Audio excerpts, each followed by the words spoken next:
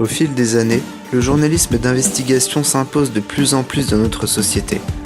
L'opinion publique souhaitant davantage de transparence dans chaque domaine, tel que l'économie, la politique, le milieu industriel ou la santé par exemple. Diamant de Bokassa, faux terroriste irlandais de Vincennes, Rainbow Warrior ou plus récemment Cahuzac, Kadhafi ou Bettencourt, autant d'affaires qui ont éclaté au grand jour grâce au journalisme d'investigation. Le journalisme d'enquête ou d'investigation est une enquête qui cherche à révéler des informations au grand public qui jusque-là lui étaient cachées. Les journalistes d'investigation traitent souvent des sujets sensibles ou tabous qui parfois amènent à des pressions ou censures. Ce type d'enquête est souvent mené collectivement et se fait sur plusieurs mois, voire plusieurs années. Le journaliste va alors chercher des informations auprès de plusieurs sources ou personnes clés liées à l'événement ou qui auraient de précieuses informations sur le sujet.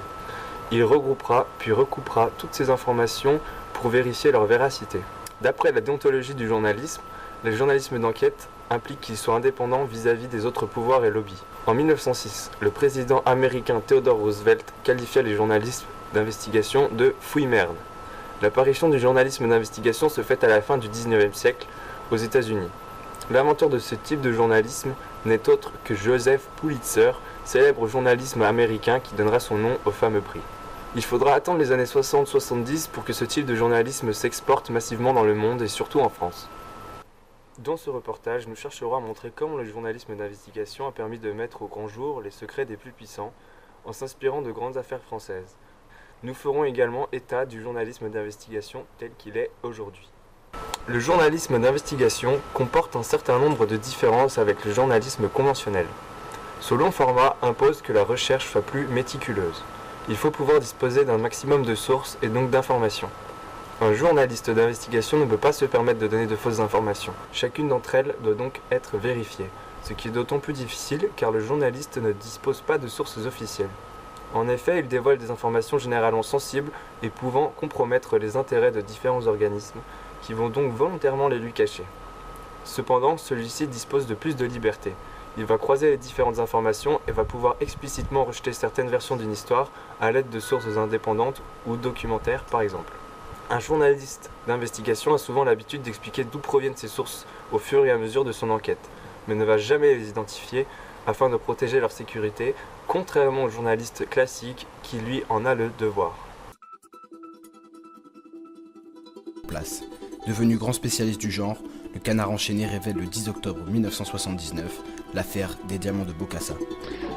Une plaquette de diamants figurait aujourd'hui en gros titre ou en bonne place dans plusieurs journaux français. Le journal Le Monde lui-même en a fait état très largement, d'abord à la première page, puis sur 9 colonnes en page intérieure, sous le titre « Les retombées de l'affaire de Bangui ». Jacques Fauvet, le directeur du Monde, y a consacré un éditorial réclamant la vérité pour l'honneur du pouvoir. Alors de quoi s'agit-il ?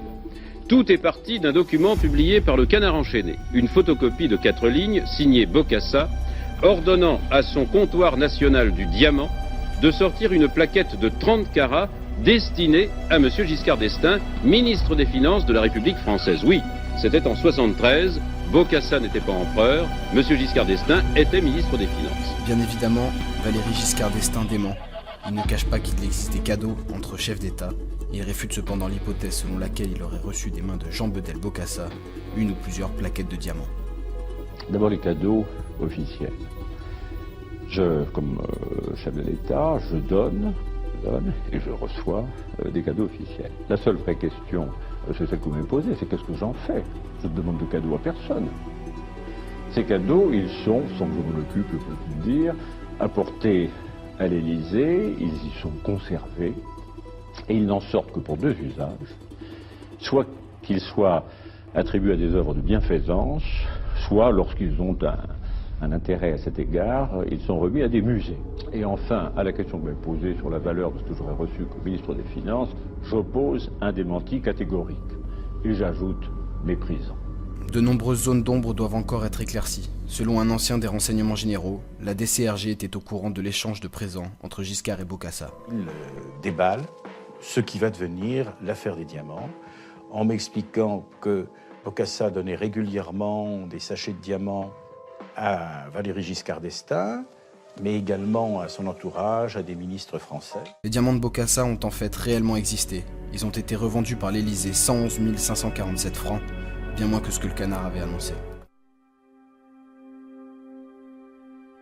Autre président, autre affaire. Sous Mitterrand, cette fois, la grande figure française du journalisme d'investigation, Edoui Plenel, révèle dans Le Monde l'un des plus grands scandales politiques français, le Rainbow Warrior. Contre un bateau de l'organisation écologiste Greenpeace. Cela s'est passé en Nouvelle-Zélande. Une bombe a fait sauter le chalutier de Greenpeace. Il y a un mort parmi l'équipage. Le bateau devait participer à un mouvement de protestation contre les essais nucléaires français dans le Pacifique Sud. La campagne de protestation a aussitôt été annulée. Le 10 juillet 1985, le bateau a été coulé par 2 explosions. Rapidement, la police néo-zélandaise va arrêter un homme et une femme, les époux Thurange. Ils ont loué une camionnette, elle a été repérée par un vigile dans le port le soir de l'explosion. 2 hommes sont arrêtés à leur tour à bord de l'UVA, un bateau à voile. Ils ont posé les bombes. Des doutes entourent cette affaire, la DGSE, les services secrets français, pourraient être impliqués dans l'attentat. J'ai vu cette dépêche et je me suis dit, ok, ça c'est la maison. Quand on a vu ce message et qu'on l'a lu ensemble, on a dit ça, c'est la DGSE. Hein. Voilà. C'était, comme on dit en langage policier, c'était gros comme une maison. Hein. Déboule dans mon bureau, sans crier gare, le directeur central de la police judiciaire. Ouh là là, monsieur le ministre, regardez ça.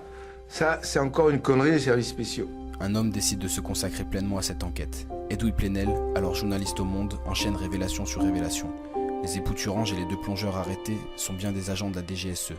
Il met aussi en cause le ministre de la Défense Charles Hernu et par conséquent le président François Mitterrand et son premier ministre de l'époque, Laurent Fabius. Hernu dément. Il a menti au Premier ministre. Hein? Il a menti au Premier ministre. Moi, j'ai entendu. Donc, j'ai entendu mentir. Donc, je suis là quand il ment. Bon. Il dit quoi? Hein? Il dit au Premier ministre que ce sont les Anglais. Vraiment la scène la plus pénible de ma vie, quand j'ai vu Charles Hernu dire que c'était probable, on avait l'assurance que c'était un coup des Anglais monté contre nous, et qui suait à grosses gouttes dans le bureau du président de la République. Transpirer. L'affaire crée de nombreuses tensions diplomatiques entre la Nouvelle-Zélande et la France. Pour se défendre, l'État français tente de démontrer que les faux époux Thurange et les plongeurs de l'UVA n'ont pas pu commettre l'attentat. Le 17 septembre 1985, Le Monde révèle l'existence d'une 3e équipe. L'information aurait été divulguée par le ministère de l'Intérieur. Pierre Jox, alors locataire de la place Beauvau, tenterait de tuer politiquement Charles Hernu. Face à tant de fuites, le secret ne peut être gardé plus longtemps. Le 22 septembre 1985, Laurent Fabius confirme en personne l'implication de la DGSE dans le naufrage du Rainbow Warrior. Ce sont des agents de la DGSE qui ont coulé ce bateau. Ils ont agi sur ordre. Cette vérité a été cachée au conseiller d'État Bricot. J'ai rendu compte au président de la République de ces faits graves.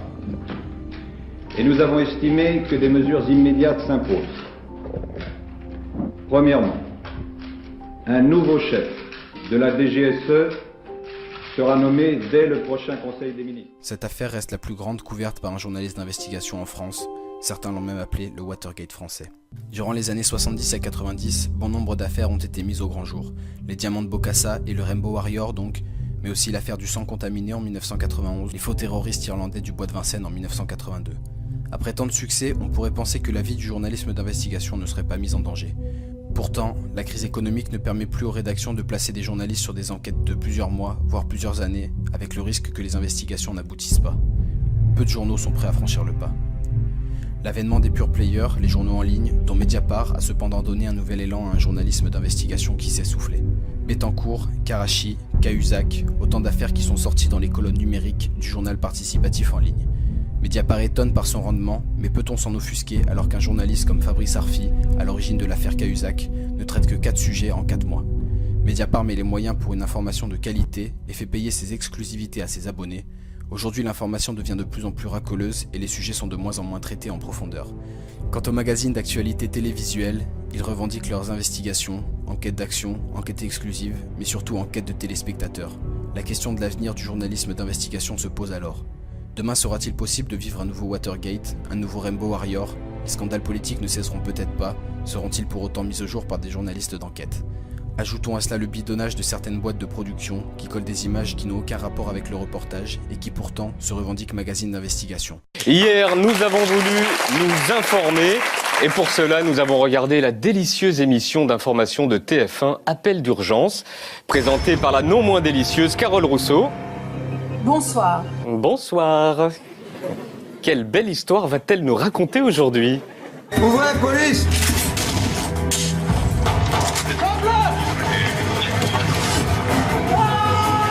Je n'ai jamais eu aussi peur. Ok, il s'agit donc d'une enquête sur les mineurs délinquants. Mais où ça? Pendant 3 mois, nos équipes ont suivi ces policiers de choc. Paris, 6h du matin. Paris, quartier de la Bastille. Les enquêteurs arrivent au pied de l'immeuble du suspect, situé dans une cité du nord de Paris. Nous sommes donc en France. Ces vols ont augmenté de 40% ces 2 dernières années. Principale cible des voleurs, les personnes âgées. Sauf que la vidéo qu'ils utilisent pour illustrer la violence à Paris date de 2005 et est disponible sur tous les bons YouTube. La scène se passe à Washington.